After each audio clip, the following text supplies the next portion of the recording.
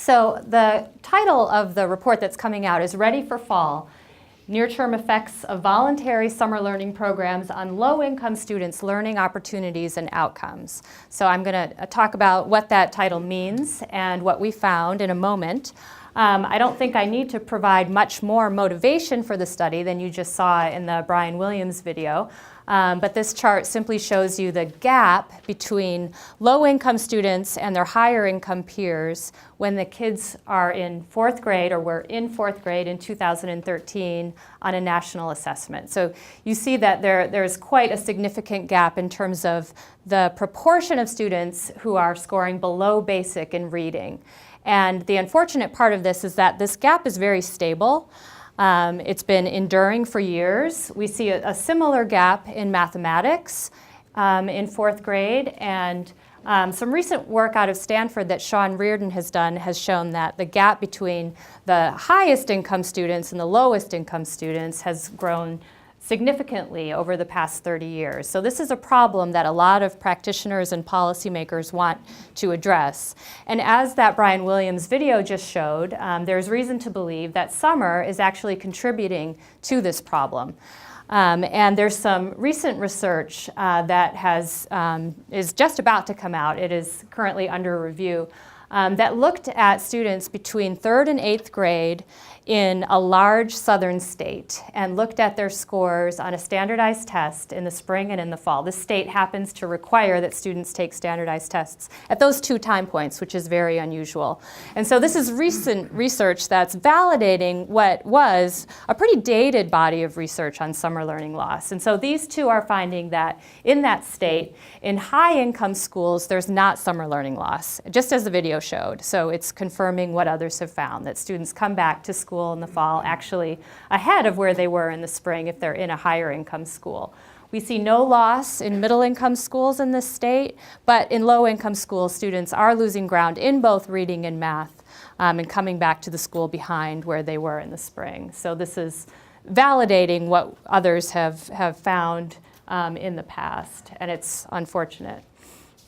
There's also what is called an enrichment gap. So as that video showed, there is a difference by income between the structured activities, the number of them that higher income and lower income students participate in. And there was some research that just came out last year that showed that on average, low-income students watch 2 more hours of television a day in the summer than higher income students do. That's a significant amount of television watching. And we know from census data and other family surveys that low-income students are less likely to participate in lessons, attend museums, go to libraries, etc. And that happens year-round, but in the summer as well. So because there is an achievement gap, and because we know that summer slide or summer learning loss disproportionately affects low-income students, and because of this gap as well, several school districts around the country are introducing summer learning programs for students in the summer, particularly for low-income and or low-performing students. So we are studying those programs, or a subset of them, and why are we doing so? We're doing so because of the problem of summer learning loss, which disproportionately affects low-income students. And we know from some prior research that some of these programs do benefit students. So there's been a lot of research done on mandatory summer programs, the traditional summer school. You know, you're failing 3rd grade, you have to go to summer school in order to be promoted to 4th grade. Those programs work, they help students. And there's been a lot of research on smaller boutique programs like Horizons for Youth, the maker of the video that you just saw. And those programs have also been shown to benefit students. But there's not a lot known about larger district-sponsored programs that are voluntary for students. They're not requiring students to come, but they're targeting students who are either low income or low performing or both. And they're trying to attract a large number of students, which the mandatory programs and the small boutique programs do not do. So I'm going to tell you more about our study, and then I'll talk about the near-term student outcomes.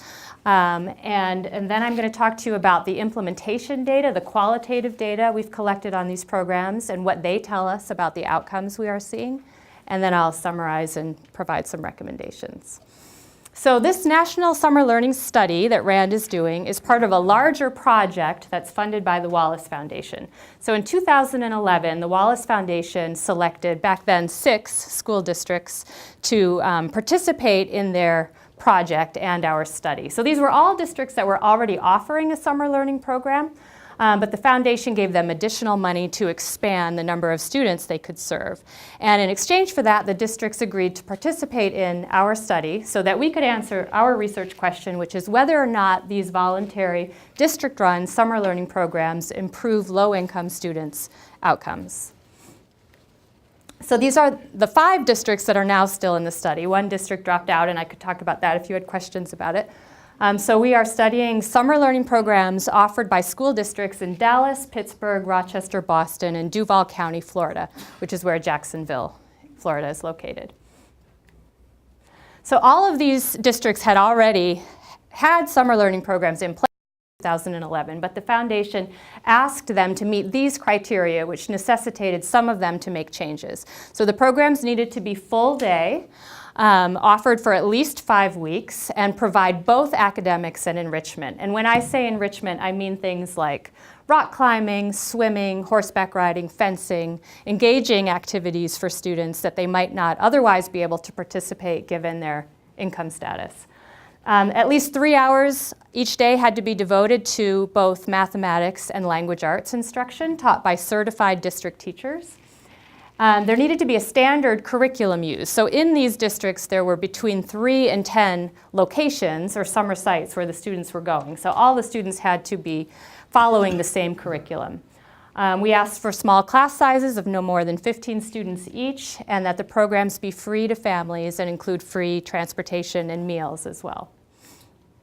So what is interesting about this study? Well, because we do this study in 5 different cities, this is not an evaluation of a specific summer learning program. We think of it instead as a proof of concept study.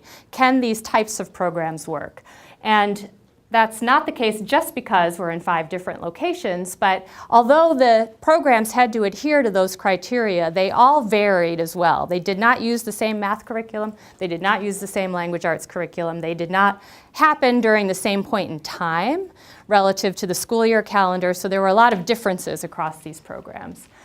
We do follow the students for 2 years, which is somewhat unusual in an evaluation of summer programs. And although we're primarily interested in academic outcomes, we are looking at social and emotional outcomes as well as students' grades and behavior and attendance during the school year.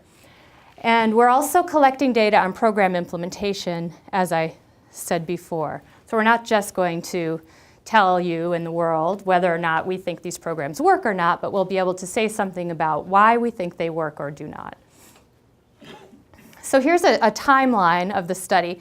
So in 2011, when these programs were selected, we actually started doing formative evaluations in the districts.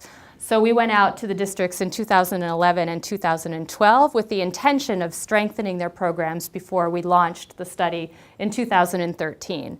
So we started following students who were in 3rd grade in the spring of 2013. They have gone through the summer program twice now for 2 summers. They are now in 5th grade, and we're going to be following these students through 2018, if not longer. And we do have a couple of reports out already that the first one is just a synthesis of the research on summer learning loss and on summer learning programs. And the second one was guidance based on what we learned in our formative evaluations in 2011 and 12. So those are free on RAND's website if you have any interest in either of those. So the study uses the best design that we have available to social scientists right now, which is a randomized control trial, or an RCT. So when the students were in 3rd grade in the spring of 2013, they applied to be in the summer program. So we took all of those applications and we randomly selected students to either go through the summer program for 2 years or to do something else for 2 years.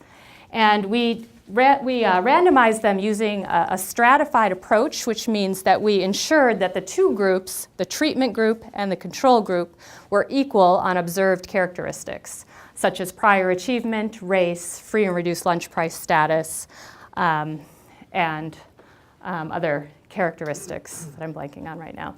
But because they all applied to be in the summer program, we also assume that these two groups are balanced in terms of motivation to be in the program. So this design allows us to say, at the end of the day, when we see the outcomes from the two groups, that the summer learning experience causes any differences in outcomes we see between the two groups. So we have 5,637 students in this study across the country. And most of the students are low income, which is why I describe this as a study of low income students, and also non-white. We have over 3,000 in the treatment group who've gone through the summer programs for 2 years, and over 2,000 in the control group. And 87% are either African American or Hispanic. 89% are eligible for a free or reduced lunch price, and 31% are English language learners. The majority of those are in Dallas, as you might imagine. And 42% scored at the lowest level on their 2013 state assessment, so below basic in most states, below satisfactory in Texas. And 10% had an IEP, and most of those students were in Pittsburgh or Rochester. So here is a timeline for our reporting on this study. So next week, the report comes out looking at how one summer, just the 2013 summer, impacted students' outcomes in just the fall of 2013. So that's what this report is doing. That's what I'm talking to you about today. Next summer, we'll release a report on how the students did over the 2013-14 school year and how they performed on the 2014 state assessments. And then in 2016, we'll report on how the students did over 2 years, what the impact of 2 years of programming was, as well as we'll have cost effectiveness data at that point and other recommendations on program implementation. So we will learn from the study whether or not voluntary programs can attract students in the first place. Do students want to go to summer school? We don't call it summer school, but some students do. And do their parents want to send them to summer school? And then how do the programs impact students' outcomes, both in the near term, which I'm going to talk about today, and over time? And then what features appear to be effective, and are the programs cost effective? So let's turn now to what we see in the fall of 2013 in terms of the students' near-term outcomes. So let me first tell you what we measured. So in the fall of 2013, we administered a standardized general reading and mathematics assessment to students between their 3rd and 5th week of school. So some schooling had elapsed by the time we tested them, not a whole lot though.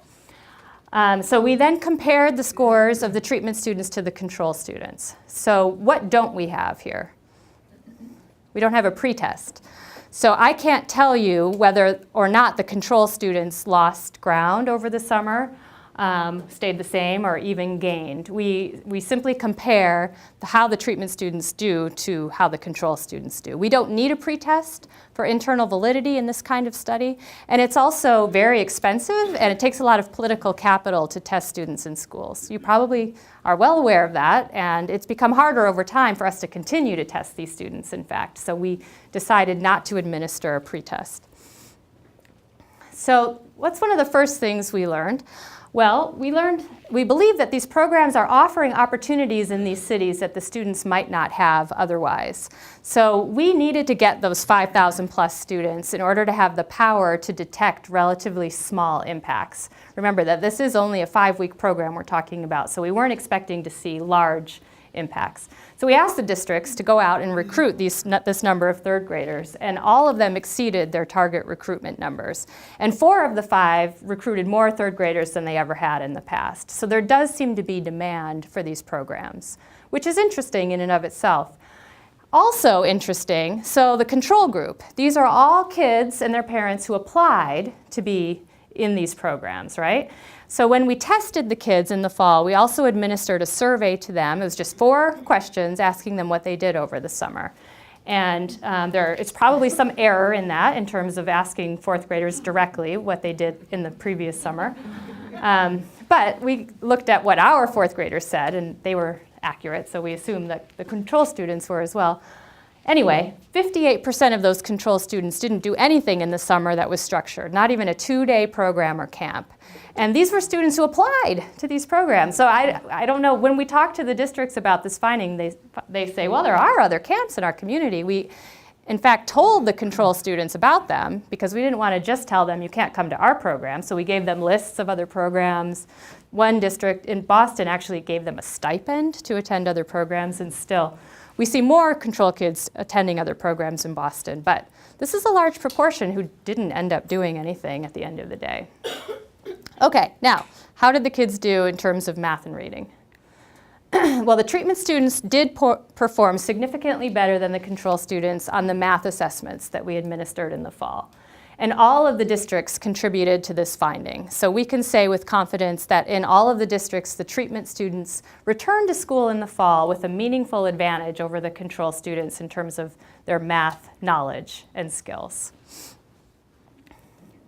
So we present our findings in terms of effect sizes. I'm sure most of you are aware of how to interpret an effect size. It's a standardized measure that researchers tend to use because then you can compare the effects in this study to the effects in other studies. If you pick up an evaluation of Teach for America, for example, it's likely to be expressed in terms of effect sizes between the kids who had a TFA teacher and the students who did not.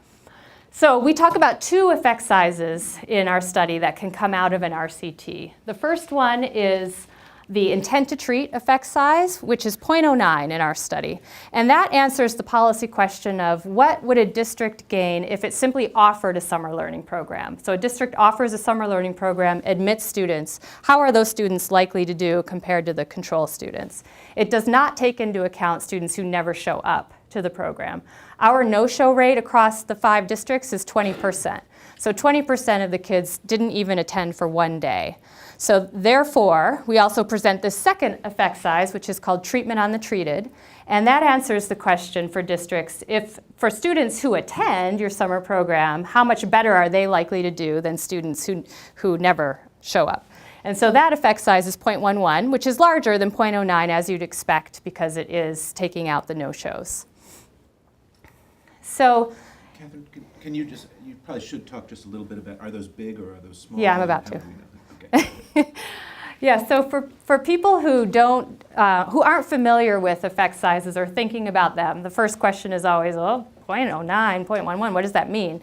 How useful is that? So this slide intends to get at that, but I can also talk about this a little bit more afterwards if you have additional questions. So we see this as a meaningful advantage in mathematics, and we try to put it into context in 2 different ways, and we have other ways of doing so as well in the report. So remember that these are just 5-week programs, and some researchers recently did a synthesis of over 80 education evaluations, so evaluations of interventions, many of which span the entire school year, and the mean effect size from those evaluations was 0.08, and this is in math. So we are seeing a higher effect size than is typical for an education intervention with these summer programs. Now, another way to think about the magnitude of 0.09 or 0.11 is to think about how much students learn in a calendar year.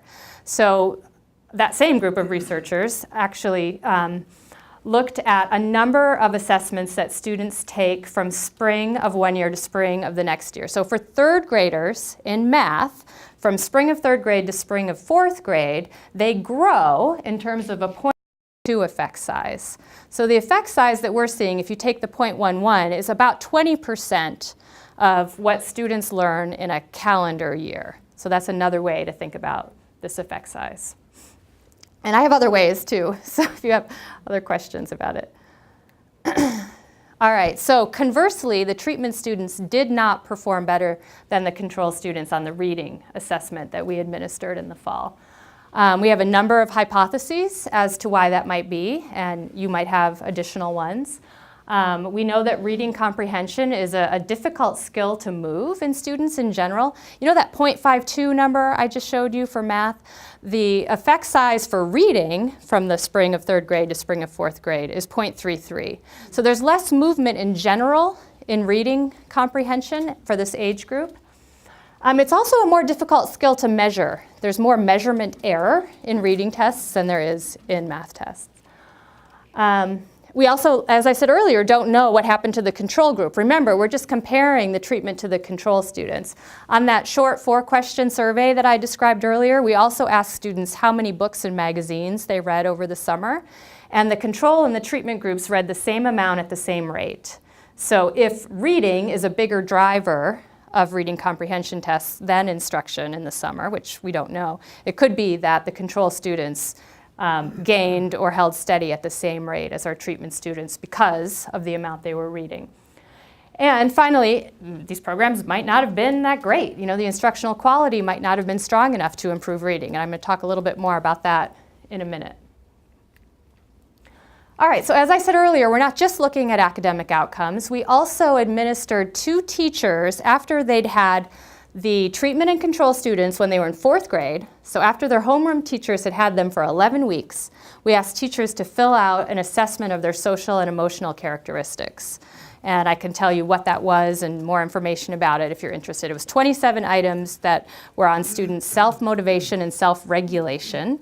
And we did not see a difference between the treatment and control groups. I was not surprised by that and can talk more about that if you have questions. But we did not see a difference there. And we're now in the process of looking at these other data. So how did the students do throughout the 2013-14 school year in terms of suspension rates, attendance, grades, and their scores on the 2014 state assessments. And that will be published in the summer. We did also look at whether or not students with certain characteristics outperformed others, and we did not see that. So in either reading or math, students did not perform differently based on their race, their English language learner status, their family income, or their prior achievement. All right, so now I'm going to talk to you about the implementation data we collected and what we learned from it, or from them, I should say. So a lot of RCTs, I shouldn't say it that way, RCTs are often criticized for being black box studies. So people can tell you whether or not something worked, but not look under the hood to tell you why or why not. So we attempted to do that by collecting a lot of qualitative data in the summer of 2013. And the data that I'll present to you here are based on 2 sources, either the academic teacher survey we administered to the 207 certified teachers teaching math or language arts in these 5 districts, or our own observations. We observed each of those teachers at least twice, and so we have 215 observations of language arts blocks and 182 observations of math blocks. So we wanted to see whether or not features of these programs that we gathered through collecting those data were related to student outcomes. So we also had students' attendance rates from the districts. So we looked at attendance, we looked at the hours of instruction the students received in each subject, and we looked at instructional quality based on a measure that we created that I can talk more about if you're interested in. We looked at how well behaved the students were based on what teachers told us in the survey. And we looked at opportunity for instruction, which included hours of instruction and class size. And we looked at how appropriate the curriculum was based on teachers' assessment of it. We did not see any relationships with those last 2, opportunities for instruction or appropriateness of curriculum. So I'm not going to talk about them again, but I'm happy to answer questions about them. I will say that all of these analyses are correlational, so we're leaving the realm of experimental analyses. Students were not randomly assigned to these different features, so we're now talking about correlations and not causation. We did see that for math, but not for reading, that attendance and dosage made a difference. So students who attended at least 22 days of these summer programs or received at least 26 hours of math instruction had much higher effect sizes than the 0.09 and the 0.11 that I showed you earlier. We did not see that for reading. But what we did see for reading is that there were aspects of program quality that were associated with reading outcomes. So if a student had a reading teacher who had just taught the sending or receiving grade, so in this case 3rd or 4th grade, that student had better outcomes on the reading test. Now that seems like a no-brainer because these are teachers who are intimately familiar with the standards for these grades, and they also know the developmental, phases these children are going through and how to best instruct them, what behavior to expect from them. We saw a lot of kindergarten and high school teachers spending the entire summer trying to figure out a 3rd grader. and what they could or should expect from that third grader. And so it was interesting that we see this because it validates our observations. And it's also surprising how many districts didn't really care what the background of the teachers were. They prioritized other things about the teachers rather than their grade level experience. We also, as I said earlier, we created a measure of instructional quality, which I'm happy to talk about in greater depth. And we saw that students who had teachers with higher quality instruction performed better on the reading test. We did not see that in math, just in reading. And we also saw that if a student was in a site, so remember each district had between 3 and 10 sites, where the teacher said students were well behaved, there was no bullying, there was no fighting, the students performed better in reading. Okay, so in sum, we believe that these programs are providing opportunities for students that they likely would not have otherwise.